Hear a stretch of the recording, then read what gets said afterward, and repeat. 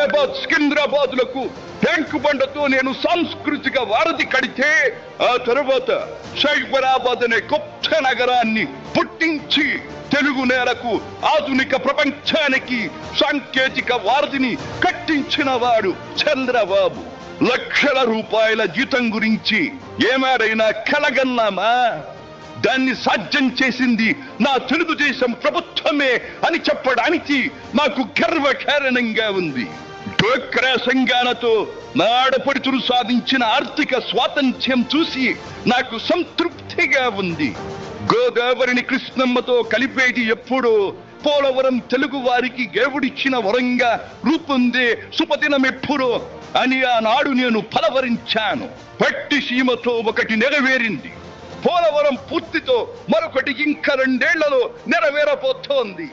రెక్కలు ముక్కలు చేసుకున్న డొక్క సగం నిండని పేద ప్రజానీకారికి ఇంత ఆదరవు కల్పించడానికే ఆనాడు కిలో 2 రూపాయల బియ్యం పథకం పెట్టాను. అటువంటిది P4 కార్యక్రమంతో పేదకు పేదరికం నుండి విముక్తిని కలిగించి బంగారు కుటుంబంగా తీర్చిదిద్దే చంద్రబాబు ప్రణాళిక అహో అద్భుతం, మహాద్భుతం. శాతవాహన సామ్రాజ్యానికి ఒకప్పటి రాజధాని నగరంగా బాసిల్లిన అమరావతి పేరిట నేడు నిర్మాణం జరుపుకుంటున్న ఆంధ్రుల రాజధాని నగరం దేవేంద్రుడు సైతం అసూయ పడేలా, మయూరి సైతం అప్పుల పడేలా రూపుదిద్దుకోవాలని మనసారా దీవిస్తున్నాను. క్రమశిక్షణాపూరితమైన అభ్యుదయ సమాజ నిర్మాణ శక్తిగా యువతను మలచడం కోసం ఆనాడు నేను కలలు కన్నాను.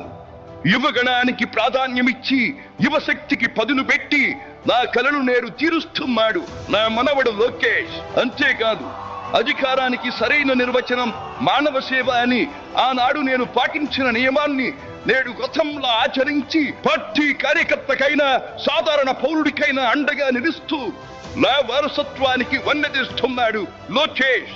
గగన సీమ నుండి ఇది చూసి అయ్యా రే ఫలా ఫలా మనవడా ఫలా అని మురిసిపోతోంది నా మనస్సు. ఈ దేశం మనది, దేశ సమైక్యతే మా సిద్ధాంతం, మా రాష్ట్రాభివృద్ధే మా దేశాభివృద్ధే మా లక్ష్యం అంటూ ఆనాడు నిత్యం నినదించేవాడి.